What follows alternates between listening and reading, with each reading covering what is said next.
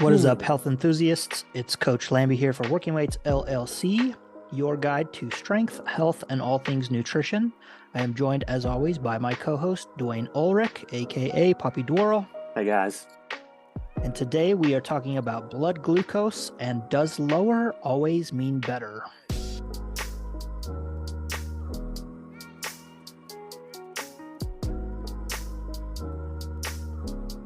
All right, Dwayne, how you doing today?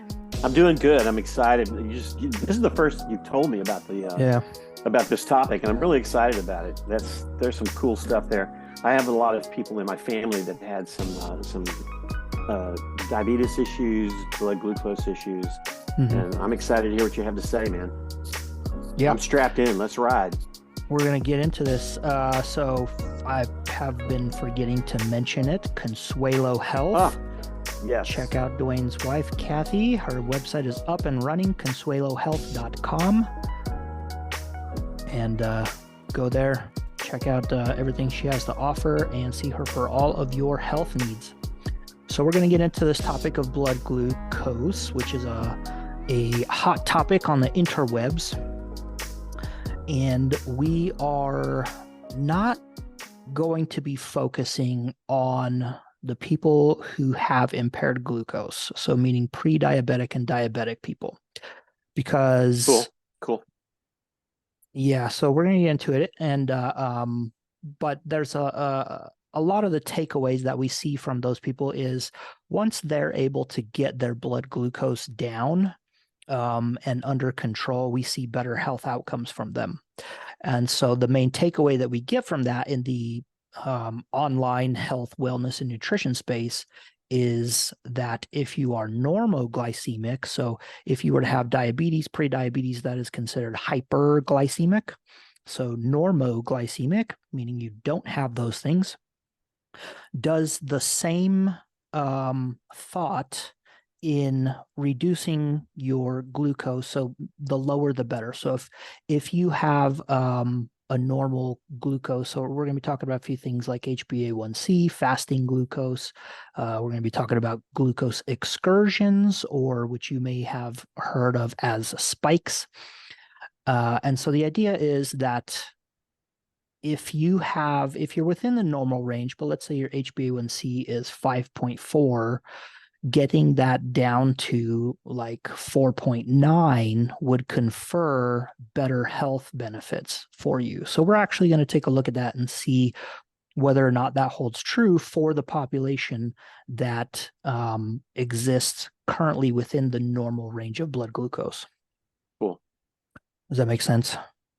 Absolutely. I'll be interested to know too if there's any documentation or what the studies say about just how the person feels when they lower that range just a little bit. You know what I'm saying? So you use like a 5.4 to a 4.9. I think that's the number you used. I'm also interested in how will that person feel?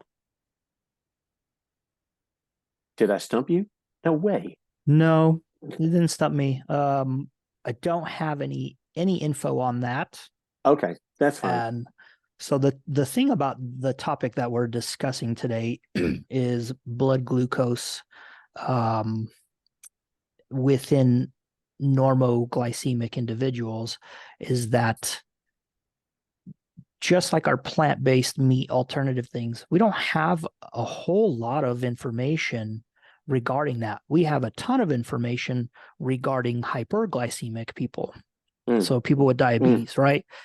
Yeah. And so the logical conclusion from that is that when we see these people get their glucose under control and they're able to, a lot of times people have an HbA1c of like 9, 10, 11. And if you can get that down to 6.5, 7, even 8, we see these huge benefits. And if you can even come out of the diabetic range and into the pre-diabetic range, we see even bigger benefits. So the thought from that is like, well, there has to be this linear stepwise decrease in health risk all the way down the glucose scale, right? So let's define HbA1c right now. Okay, so HbA1c is your glycated hemoglobin. And basically what that means is how much sugar is floating around in on your red blood cells. Okay. And it is a measurement. It's kind of a snapshot of about 3 months. So your red blood cells live for anywhere between 2 and 4 months. And so we like to consider the HbA1c a snapshot of the last 3 months, okay, of what is happening with the glucose within your bloodstream.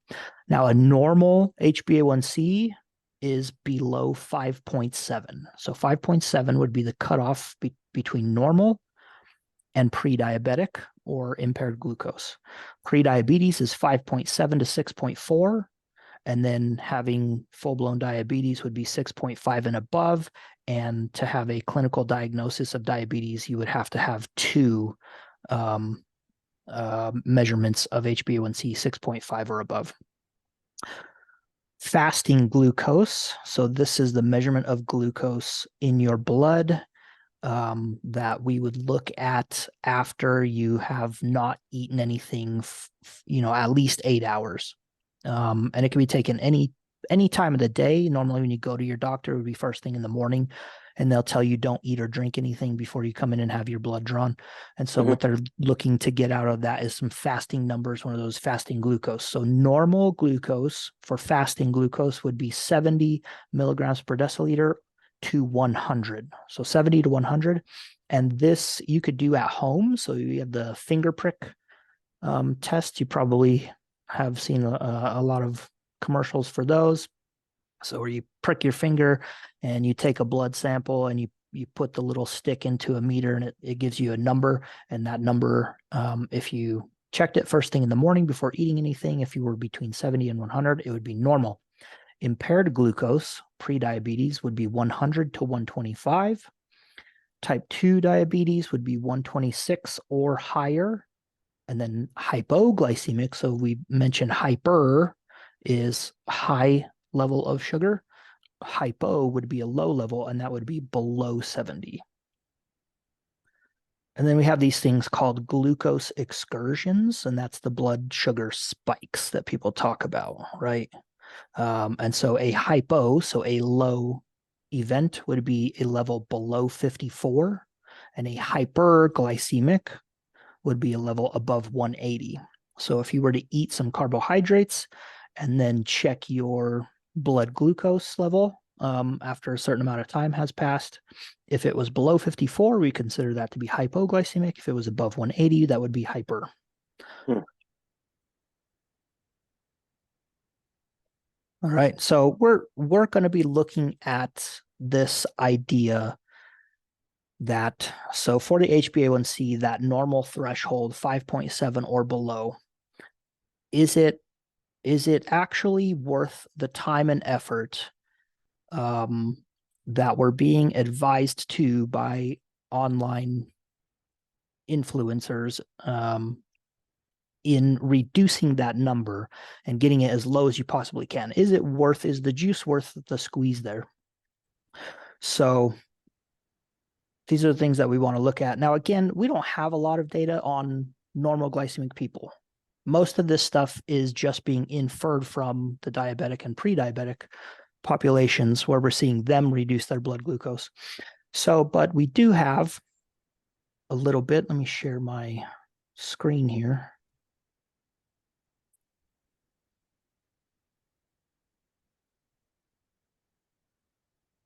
And if I can find out, okay. So this is from the journal Diabetologia from 2011. Okay. And this was actually, let me scroll down here. So this is actually looking at the EPIC Norfolk study. So this is a prospective cohort study where they're looking at men and women aged 39 to 79 years. That full study was about 25,600 people with a mean follow-up time of 11.2 years. Okay. And they ascertained baseline diabetes and cardiovascular status by self-reporting things. So people would, as they're filling out their questionnaires, they would indicate whether or not they have been diagnosed with diabetes or cardiovascular disease. And for this particular article, they actually excluded individuals that have known diabetes and cardiovascular disease. Okay. So this is important for what we're talking about today because we want to look at people who do not have those diagnoses. And so the final data set here, we're looking at about 17,000 people. And then what they ended up doing is they divided this cohort into 6 categories. So they were looking at HbA1c, and so they kind of took it as 4.5 and under, and then they went 4.5 to 5, 5 to 5.5, 5.5 to 6, 6 to 6.5, and then 6.5 and above. So for every half a percentage increment in HbA1c, they looked at mortality risk, mortality outcomes. All right. And so the population here, we know that 39 to 79-year-old men and women, the mean age was 59.2, 99.6 were white, and the mean HbA1c was 5.3.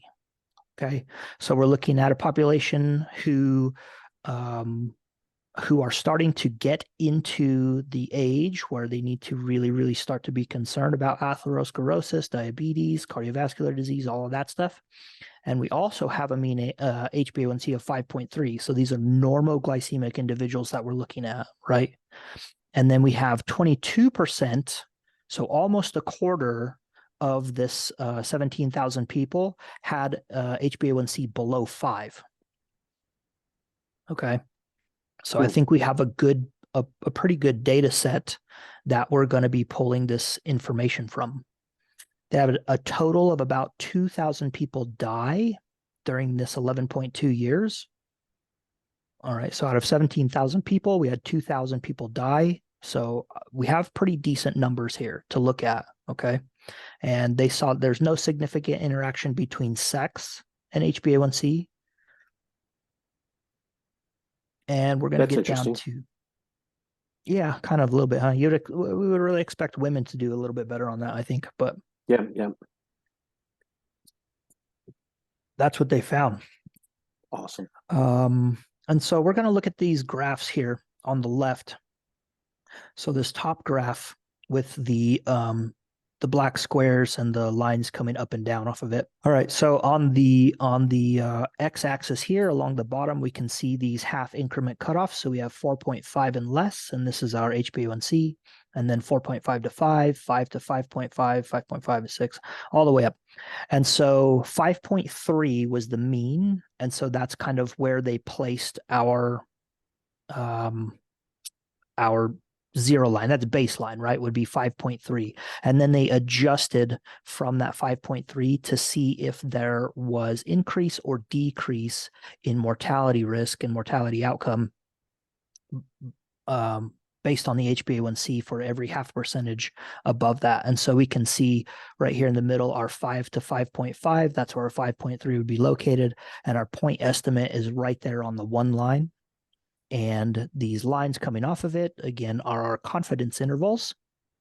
And we can see nice, tight, little short lines there. And that indicates to us that we can be relatively certain that that point estimate is somewhere around where it needs to be.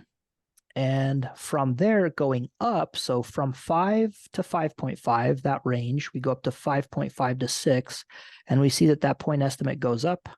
And then again from 6 to 6.5, and then again from 6.5. So this, from our baseline of 5 to 5.5, all the way up to 6.5, we see this linear increase in mortality outcome, right? And then we also see that our confidence intervals are no longer touching our null line, our 1 line. So that indicates that these are statistically significant outcomes. Okay, so this really probably isn't surprising to anybody, right? So once we start to get, so 5.5 to 6, our cutoff for prediabetes is 5.7, and that would be right in the middle of that. And we can see that we start to see this increase in mortality. That's not surprising. That kind of tells us what we already know. What we're concerned with is from this 5 to 5.5, from our baseline down to 4.5, do we actually see decreases in mortality, which would indicate better health outcomes, right?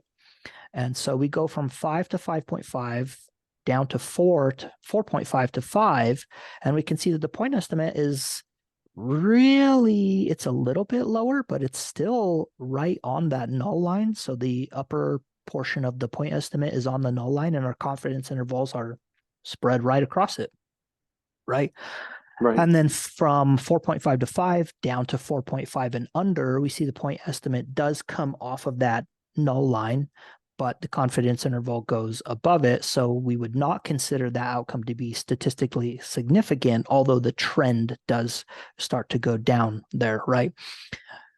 But another thing that we need to look at is, so our null line is a 1, and going above that to the next one would be a 2. And we know that numbers, if we were to look at this to give us numbers, so a number of 1.35 or whatever would indicate a 35% increase in risk or increase in mortality outcome. And then if we had a number that was under 1, so 0.85 would be a 15% decrease in mortality. And so the next number below 1 is 0.5. So it's not even a full point, right? So what we're looking at here, so the 4.5, HbA1c of 4.5 and under is slightly below that null line. However, based on this scale, it's probably not even a 0.1. So we're not even really looking at a 10% decrease there on that point estimate. Again, it's not statistically significant. And then on the bottom graph here, they show us the spline where they've kind of taken this point estimate and confidence intervals, and they've just kind of put it into a curved line, right? And we can see from 5.5 all the way down here to 4.5 and a little bit under, that spline is relatively flat. It sits right on that null line, right?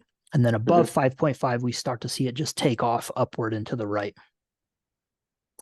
So interesting here, within this, the authors say that there was a piecewise linear and restricted cubic spline regression, whatever that is, right? I don't even know it. Yeah, what is that? Okay, suggesting that the hazard ratio for all-cause mortality relative to a level of 5.3 is virtually constant for the low range of glycated hemoglobin and starts to increase at, and I don't know where, so this is missing something.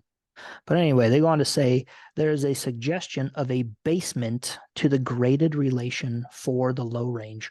So what they're kind of saying there is that there seems to be, so if we're looking at HbA1c in the diabetic range, pre-diabetic range, we're looking at a linear, as you decrease your HbA1c from those levels, we're looking at a linear decrease in the hazard ratio for our mortality outcomes. But once we get to this 5.5 and under range, it just kind of flattens out. There seems to be a basement, right? That linear relationship goes away. It becomes flat. And they say, although there was no statistically significant departure from linearity, our data suggests there may be a basement level to the graded relation between glycemia and health risk, with potentially no relevant mortality benefit of further lowering glycated hemoglobin. All right, so this is pretty robust population here, right? Decent population, decent number of actual outcomes. People died. It's sad to say. Decent number of follow-up time. And so we can kind of see from here, if we're looking at HbA1c, there doesn't seem to be an added benefit into actively trying to get your HbA1c lower and lower and lower and lower, right? Yeah. I can't imagine where the left side of that graph goes, like down below 4.5. I can't imagine that would be a marked change compared to the incredible increase of over like 5.5 and up.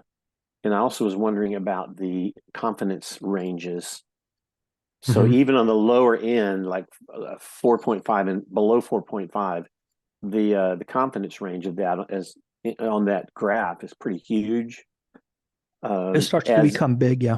Yeah, as is the top end, like above, I think it's above 6.5.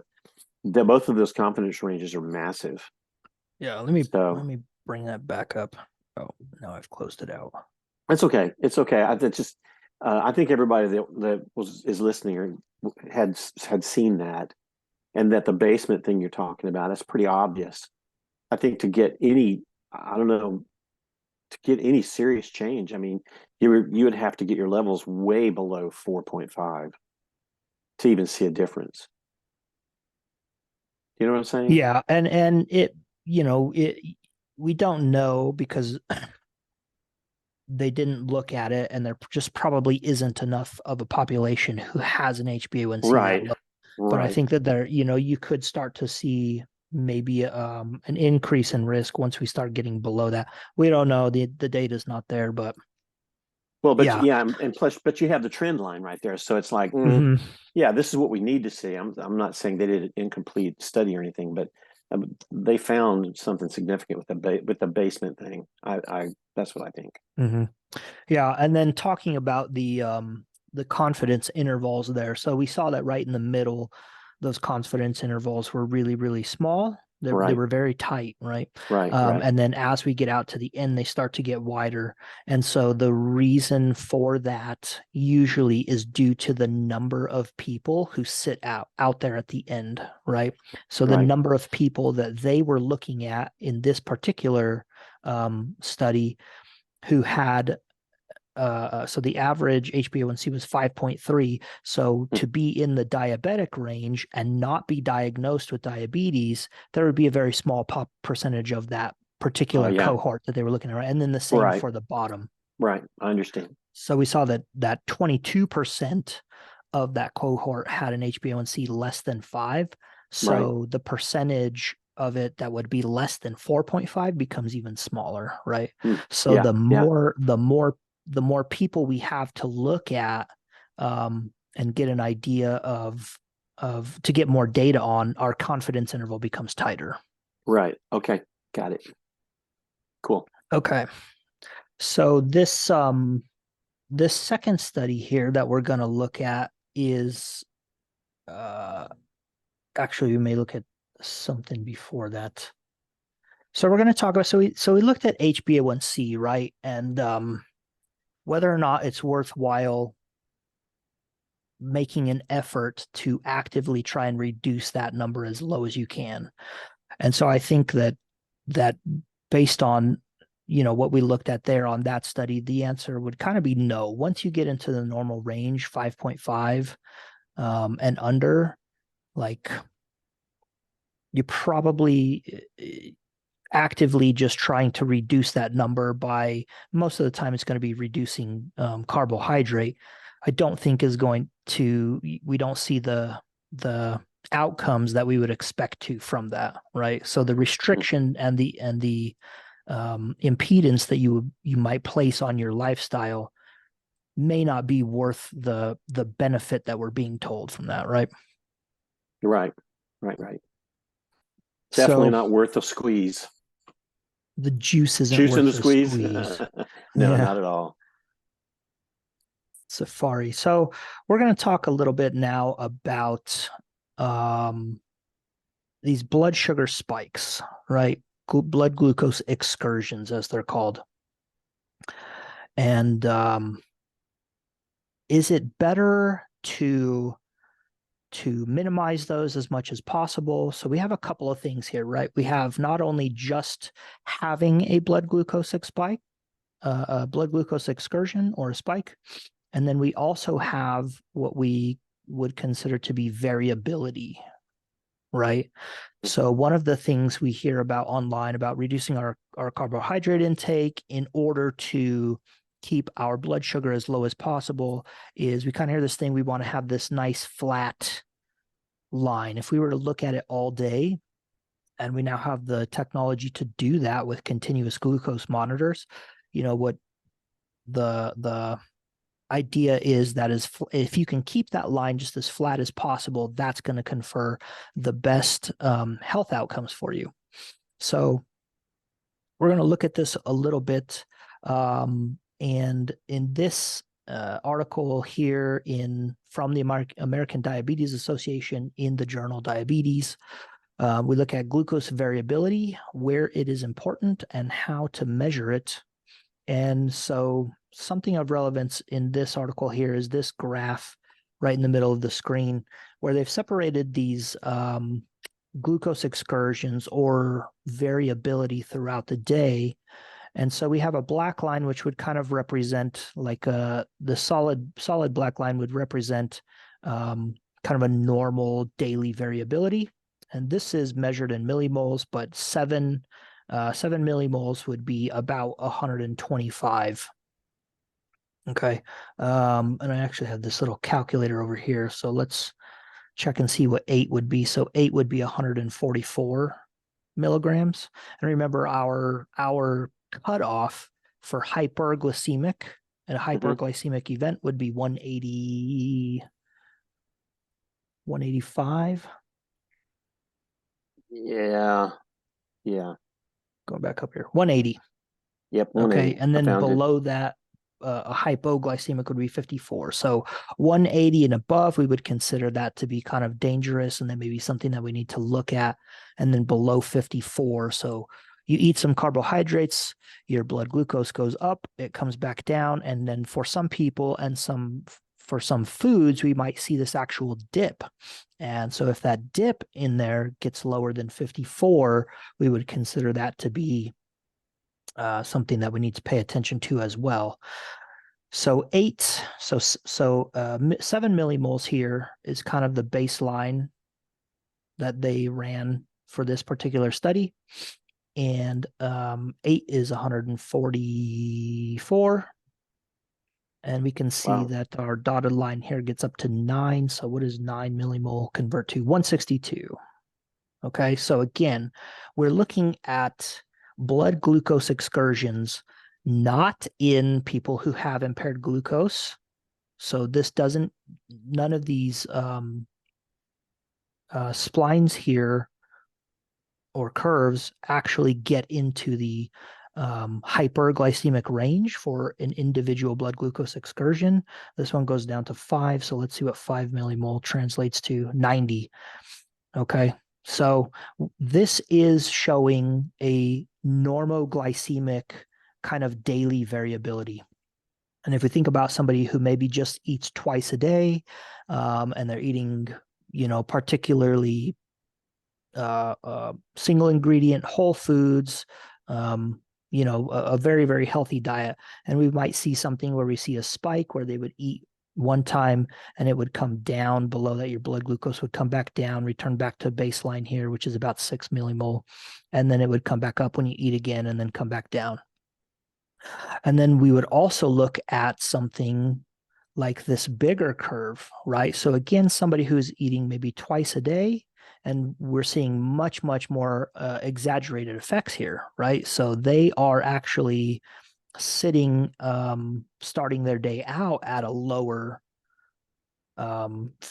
glucose level. And then when they eat, it goes way up and then it comes back down to baseline. They eat again, it goes way up and it comes back down to baseline.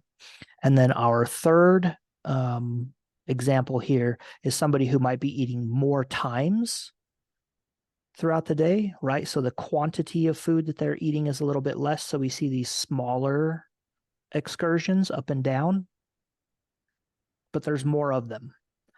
And so that's the person that eats more often. Yeah, eats more times throughout the day. Right. Okay. So a common theme online is that you would want to reduce the number of these excursions throughout the day, and then also how large these excursions are. So again, as flat as you can make this thing is what we would really want to see. And that's kind of this represented by this solid black line. right? It seems to be a lot flatter than these other two.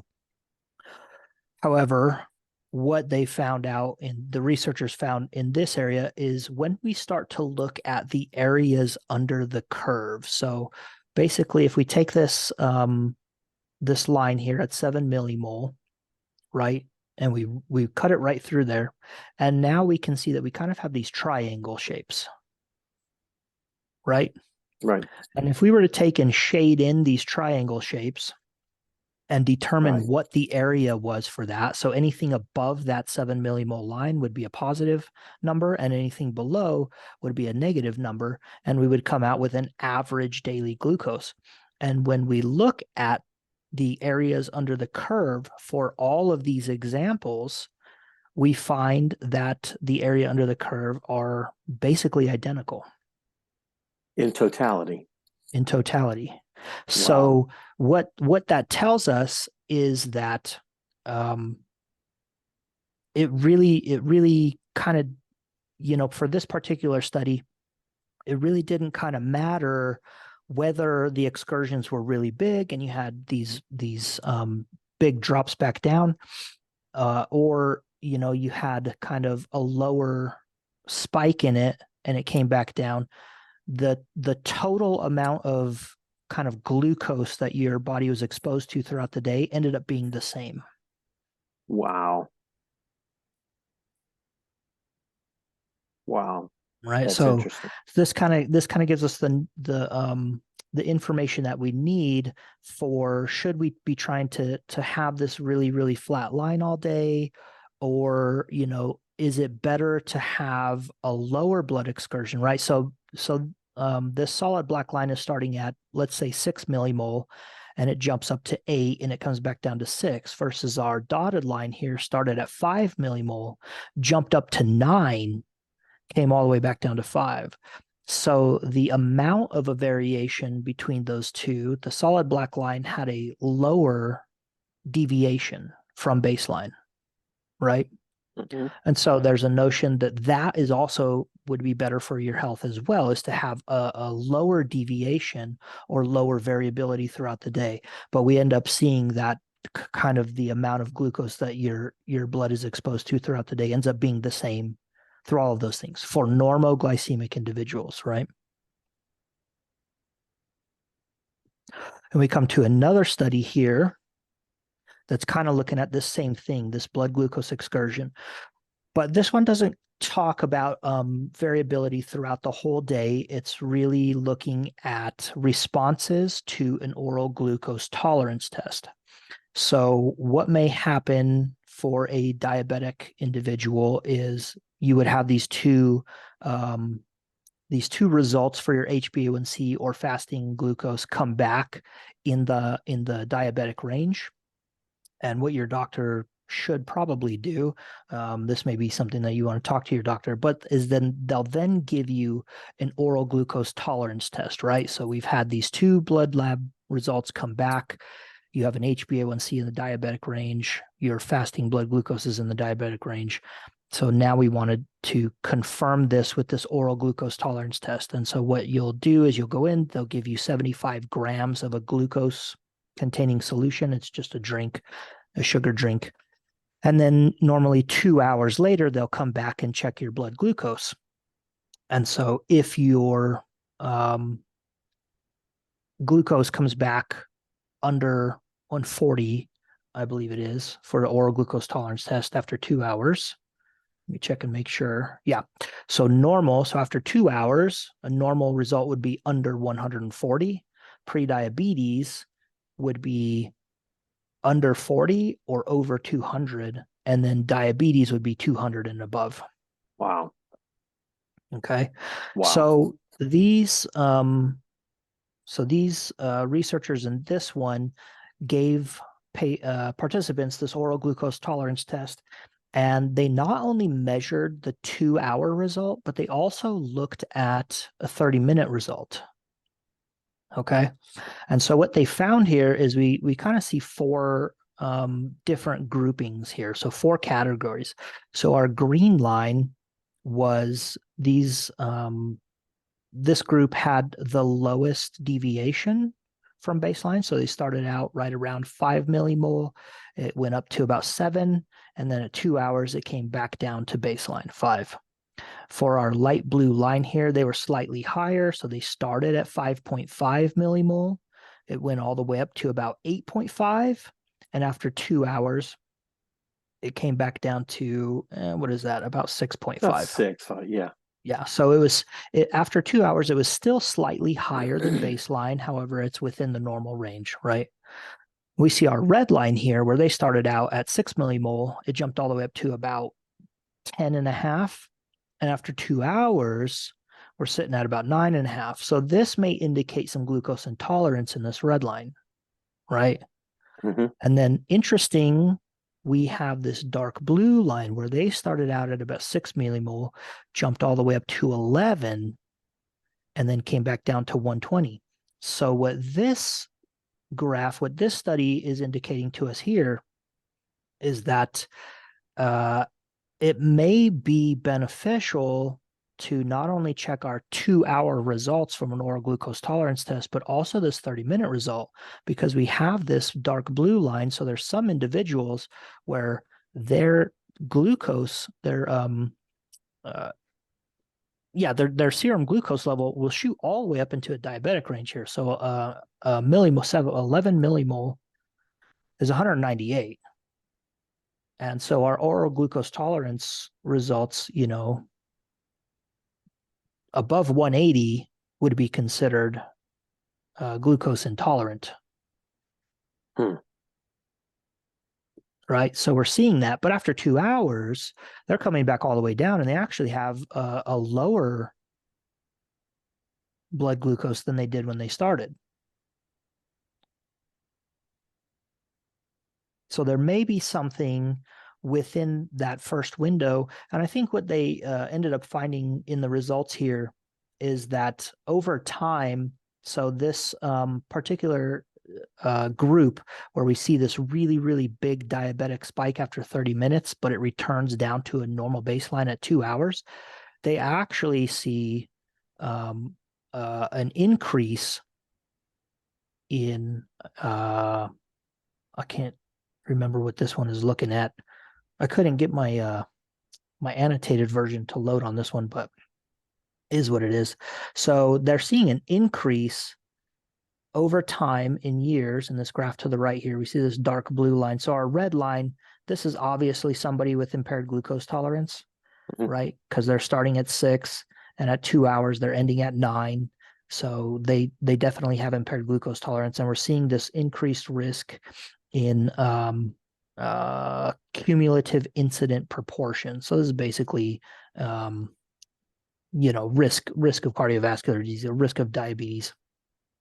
And our dark blue line, we're seeing an increased risk there, even over, this light blue line here, where they didn't return all the way back to baseline at 2 hours. It was still slightly elevated. And then versus our green line. So it may not just be, that your blood glucose returns to normal after 2 hours, but there may be something within this 30-minute time window here, or even to an hour, right? There's something happening in between there that we need to look at as well, which is where some of these CGMs can come in handy. So this figure, is this still based off the same study, right? No, this is a different one. Different one? Okay. Well, I was just looking at the numbers of the people that go back to the graph there. Mm-hmm. So I was just looking at the numbers of people off to the left-hand side. Can you scroll down just a touch there? So pattern of plasma glucose during the OGTT, cumulative incident proportion. So with 95%, so let's go down and look at the actual graph indications. So the green class, 1855, is that the number of people that was in that class? Yes.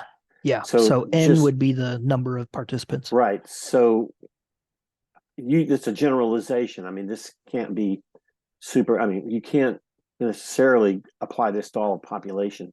What I find really interesting is in that green class, that lower class, and then even in graph B, their incidence is down there is just really low all the way across that chart out to like to 12 years. Yeah. So, but that's like 32% of the group. And then the Mm. light blue, which still isn't bad. I mean, it's a little bit better performance overall, but and that's 43%. So that's the bulk. But then the dark blue class, which has the sharp spike, but then the return to baseline is like 13%. I find those percentages really interesting. And then the red class, that's 12%, with the highest rate of, or the highest percentage of, what's the word I'm looking for? Highest risk Oh, class.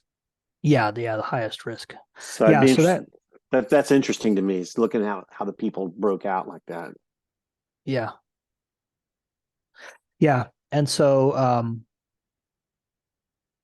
this gives us indication here of, and these are normal glycemic people, right? So they're all Mm-hmm. starting out within a Mm-hmm. normal glycemic, and for the most part ending up, except for this red line.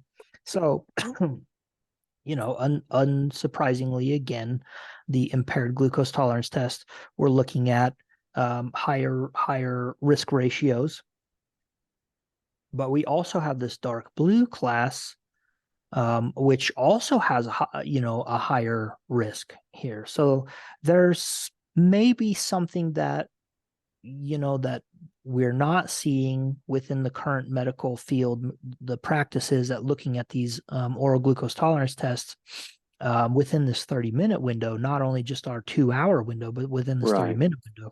Yeah. Because when we talk about the area under the curve here, so obviously the green line, we have a very, very small area. The blue line gets a little bit bigger. The red line gets a little bit bigger. But this dark blue line, the area for that, right, is quite a bit larger than these other two, Right. despite having normal blood glucose levels at 2 hours. Right. So that is something that we can be Wow. aware of. That's really interesting. What is C and D? What does the next two graphs show?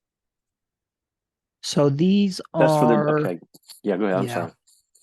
it's just showing us some other stuff. That's incredible. That's really interesting. So the 30-minute measurement isn't done very often. It's That's not not the really norm? done. It's not really done at all. That's not the norm. So if you go in for an oral glucose tolerance test, they'll give it to you, and you basically just hang out for 2 hours, and then at 2 hours they'll draw your blood. So they draw your blood before, and then at 2 hours they'll draw your blood again.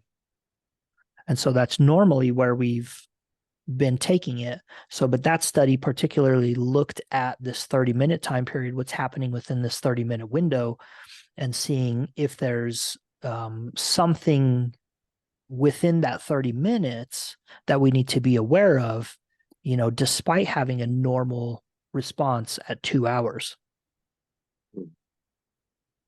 So we have another study here, and this one is looking at 1 hour and 2 hours. So our last study looked at 30 minutes and 2 hours. This study is looking at 1 hour and 2 hours. And this was looking at the Israel study of glucose intolerance. All right.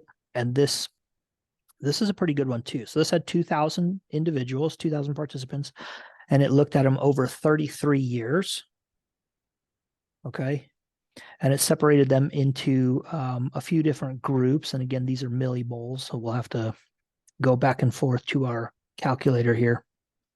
But we'll go here and look and see. So they are indicating what's new in this study. So a 1 hour post-load glucose value over 155 milligrams per deciliter predicts mortality even when the 2-hour level is less than 140. Individuals at risk for developing diabetes could be identified earlier with the 1-hour value of 155, which could avert increased mortality. And further studies are required, but it would be nonetheless prudent to include a 1-hour glucose level during an OGTT to avoid underestimating the severity of glycemic disorders.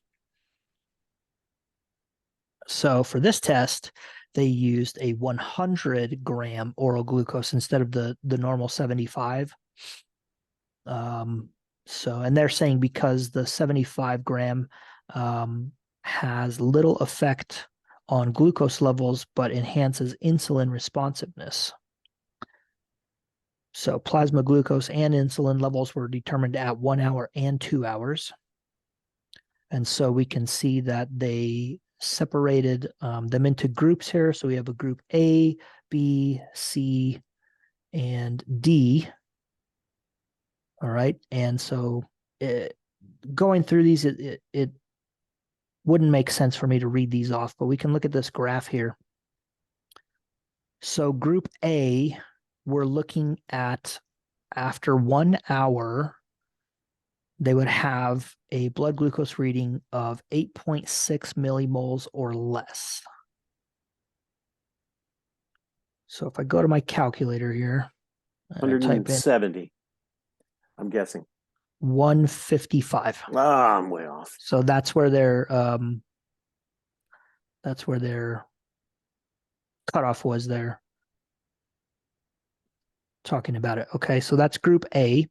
And in group A, the 2 hour glucose would be less than 7.8.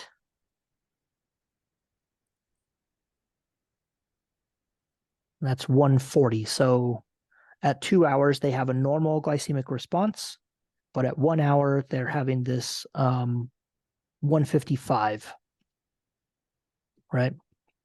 And what we can see here is the number of, or the percentage of that group that is deceased after 30 years was 41.6, and the number alive is 58.4. Okay, so we go to group B. Now, group B is having a 1 hour result over 8.6. So that's that 155. And at 2 hours, having a normal response, so 140 or less. And we can see that having a 1 hour result over 155, or between 155 and whatever group C is here, we see that the percentage of that group that was deceased after 30 years was 57.9, so almost 58% of that cohort. And so we go to group C, and so we can just kind of see this stepwise increase here. After 1 hour, they had a reading less than 8.6, so less than that 155. And at 2 hours, they had a reading of 7.8 to 11.1 millimoles. So 7.8 is 140 to 200. Okay, so 1 hour after oral glucose tolerance test, they had a result under the 155 cutoff, but their 2 hour result was high. This seems weird, and I may have to go back to the, let me do this. Well, their bodies aren't processing it. So their bodies obviously have a. I'm going to share the desktop. That way we can go back and forth to this graph. All right, so group C here. So at 1 hour, they're having a normal response. So it might look something like the green line, 5. So they're below this cutoff. But at 2 hours, it just kind of comes off straight, right? It would look more like this red line. Yeah. If the red line started down here in 5. Does that make sense? Yes. Yes. So their 2 hour response is high, but their 1 hour response is considered normal. And then we have group D. Oh, and we can see 67.5% of that group was deceased after these 30 years. And then group D is after 1 hour, we have this response over 155. And at 2 hours, we're seeing a response of over 200. And we can see that about 74% of that group. So what we're kind of seeing here is that we have this 1 hour result as well.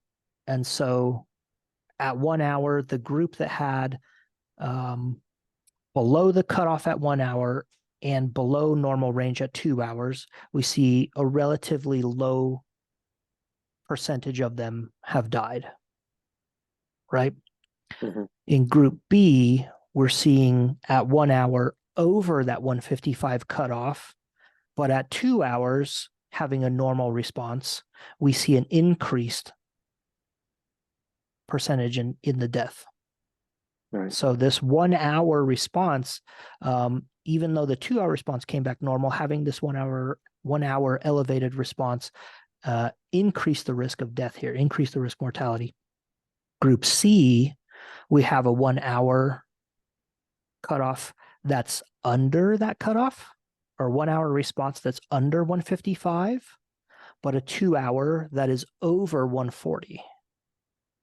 And we see an increased risk there. So having a normal response within 1 hour, but still having an elevated response at 2 hours increases the risk slightly more than having a high 1 hour and a low 2 hour. And this group B and C is where it kind of gets weird.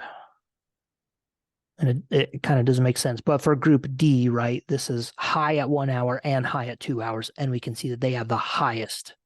So what we're seeing from this is that having high 1 hour response and a high 2 hour response gives us the highest risk Rate of mortality. Yeah.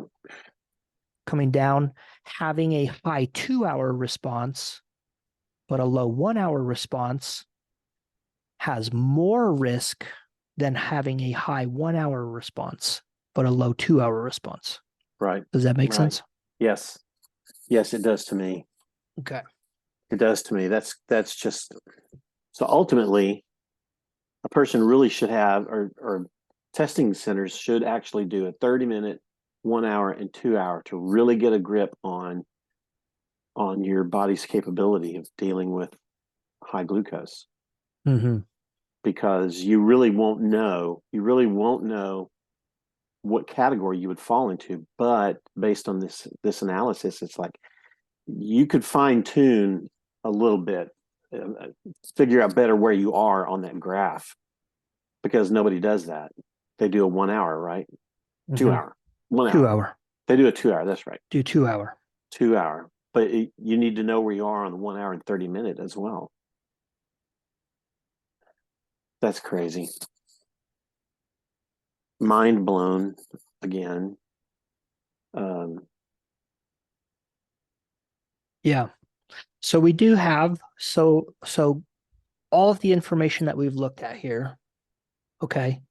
So going back to all of these measures of blood glucose that we have. So we have HbA1c, Mm-hmm. we have fasting glucose, we have our glucose excursions. And within the realm of glucose excursions, we kind of have these two things. We have variability, right, which exists on two planes as well. So we have daily variability throughout the day. Mm-hmm. And then we also have a variation from baseline. So having a blood glucose excursion that goes up, 10 milligrams per deciliter versus a blood glucose excursion that goes up 20 milligrams per deciliter. Right. And so looking at all of these things, so based on HbA1c and the information that we looked at, would we say that it would be worthwhile to put forth the effort into reducing your HbA1c as low as you possibly can? And I would say no. I would agree. You're as far as HbA1c, looking at that, once you get within the normal range, kind of 5.5 and under, there doesn't seem to be any added benefit into actively trying to reduce that. Now, if it happens to reduce because you continue to improve your diet, hey, bonus, right? Cool. Yeah. Plus. So our fasting glucose levels, is it beneficial to continue to try and drive that number down once you're within the normal range? And based on the information we saw in here, I would say no as well. Yeah. So if No. your fasting glucose is normal, I don't think that I would put forth a whole bunch of effort into trying to reduce. So the number one thing here we're talking about is reducing carbohydrates, right? That's a popular thing Right. to do today. Right. And so the purpose of doing that would be to get these glucose levels down. So do I think it's worthwhile to actively try and reduce carbohydrate to alter your HbA1c or your fasting glucose? And I think the answer is no. Yeah. If you're in the normal range. Agreed. Now, dealing with our glucose excursions. So let's talk about this on a daily basis or from day to day. Does it make sense to try and limit the number of blood glucose excursions that you have, or the peaks and valleys, the amount of those peaks and valleys? Let me see. I'll Well, share screen and we can go back to that. well, yeah, because looking at the difference in the curves that we looked at, we found that everything was, no matter if you did it, Mm-hmm. if you ate more often versus once or twice a day, the total number you said, like below 7, is the same in total area on Mm-hmm. the graph. So I don't Yeah, know. I would say no, but I would say no as well. Yeah, so trying to reduce the number of times that you're eating, or trying to reduce the amount of carbohydrate. And again, this is in the context of a normoglycemic response, right? So you're not having an excursion that is going above 180, right, and it's not coming down below 54. right. Right. So if you're having normal glucose excursions, trying to reduce the number of times that you're eating per day, or trying to reduce the total amount of carbohydrate within a given meal to have a quote unquote lower spike, doesn't confer any added benefit once you are Right. in the normal range, right? If Right. you are within the normal range. I want to make sure that everybody understands that within the normal range. Now, if you have, so going to our other graphs here, our last two studies that we looked at, where we're looking at this 30-minute window and this 1-hour window, where we're seeing these really, really high elevated responses. And those elevated responses are outside of the normal range, Mm-hmm. right?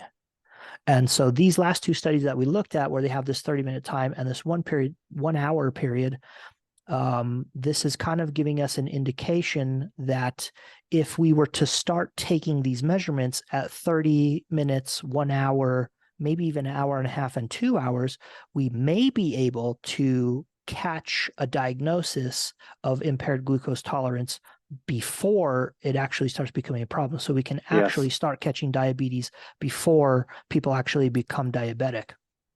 So in the context of having normal blood glucose, whether that be your HbA1c, whether that be an individual blood glucose excursion, or whether that be the variability within the day, the idea that you should never spike your blood glucose, or you should get it as low as you possibly can, or you should get it as flat as you possibly can, I think does not hold any weight to the idea that that adds some amount of health benefit for you. Once you're in the normal range, the health benefits just kind of bottom out. Any of the rest of that, trying to make those changes, like you said, doesn't make we don't see a benefit for it that's worth it. So you kind of Right. like you're kind of We chasing clouds. That's really we also, particularly in the United States, when people would start doing that, so people are going to actively reduce the amount of carbohydrate that they're going to be eating, it's not so much that we're just removing carbohydrate, but that carbohydrate is going to be replaced by something. And so people are going to be consuming less carbohydrate containing foods, which are normally going to be in the form of grains. Right. And they're going to be replacing that with probably primarily saturated fat. Right. Right. So now we not only don't have this added health benefit in reducing our blood glucose within the normal range, but now we are having a compounding effect of the saturated fat and its effect on cardiovascular disease and Right. diabetes. Right. Right. Right. Right. And so that may be something that we have well, we definitely will have to do a podcast on that later, the effects of Yeah. saturated fat. But Yeah. Yeah. Yeah. So a quick question is, whenever I've had to get my blood tested for whatever reason, mhm. I don't really have a say over, what time period they look at. Right. I mean, I can't walk into Quest Diagnostics and say, hey, I want to do a 30-minute, 1 hour, and a 2 hour check. Right. uh you probably could. So my question is this. I'm not going to run out and buy a glucometer, Mhm. but if a person happened to have one, could they do their own test at home and just look at their numbers? You could. You're probably not going to get a hold of the glucose solution that they give. So we're looking at, obtaining 75 grams of glucose. There's Yeah. no So that would be, fructose in there. There's no galactose in yeah, there. yeah, It's just glucose, yeah. right? So it wouldn't be the same. It wouldn't be the same thing then. It wouldn't be the same. So if Yeah. it's something that you are concerned about for the person listening, so let's say that you found somebody online that you really, really like. They're telling you information that you really want to hear, and you are concerned about your blood glucose levels. You can, I don't recommend getting a CGM. And the basis for that is that they are limited in the quantity that we have, and we should be reserving those for the people with diabetes, the people who really Right. need them.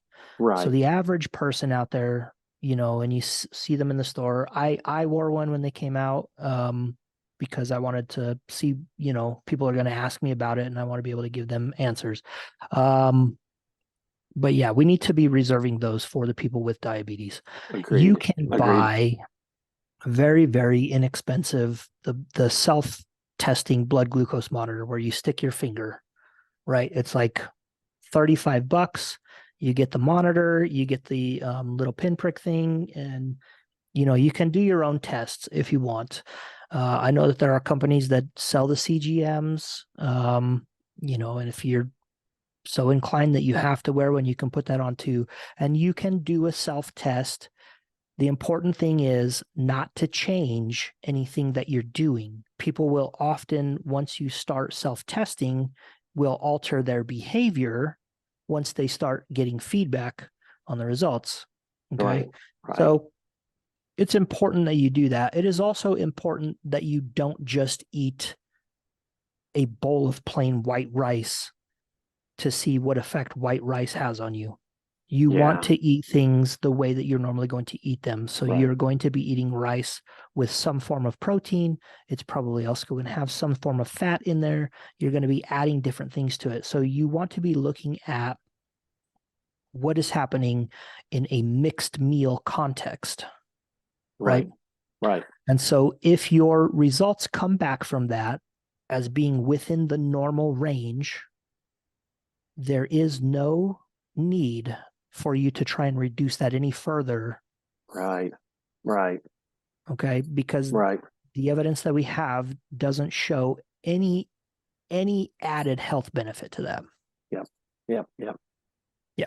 So if your results come back where, let's say you ate your rice with beef and some vegetables, whatever, you made a nice stir fry, and you do end up having a blood glucose excursion that gets over 180. Okay, now you have some data. Okay, and let's say that is, you only have that response to white rice. Okay, now you know something about yourself. And white rice may be something that you look at limiting the amount that you consume. So if you have 1 cup of white rice in this mixed meal, you have this high blood glucose excursion, The next time you can try 3/4 of a cup and then half a cup, right? And so you can see how much of that you can eat within that particular thing. You can also add different foods to it next time.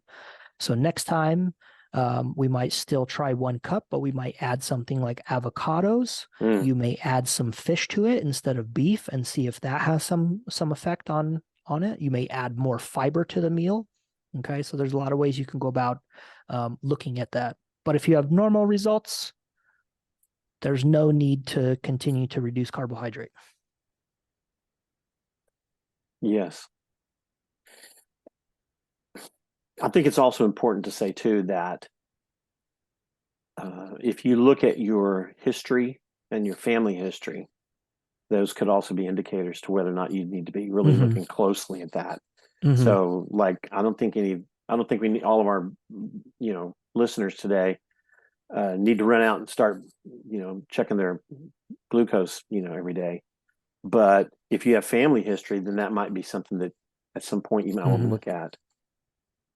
Yeah. Yep, for sure. All right. I think we've about exhausted this topic here. Man, it was good stuff. It's not exactly what I thought we were going to go into when I got there, when we started. Yeah. But man, I'm so glad we did. I'm so glad we did. That's cool. That's cool information. Yeah. And they had fairly large subject size too. I mean, yeah, pretty decent sample sizes. Yeah. And everything is in the context of being normoglycemic, not having pre-diabetes or diabetes. Right. And that's important. So the take-home thing, just work on having an overall healthy dietary patterns. Try to include more fruits and vegetables. Try to include leaner cuts of meat. And throw in some plant-based. Substitute some of that meat for some plant-based meat alternatives every now and then. Absolutely. And just, focus on the diet, focus on the overall quality of your diet, and don't necessarily be too concerned with spiking your blood glucose. Right. All right, very cool. Good stuff, man. So I hope somebody took something from this. Dwayne, I hope I blew your mind. You did, and I take something from it, absolutely. All right. Everybody have a great weekend. We thank you for listening. We'll see you next time. All right.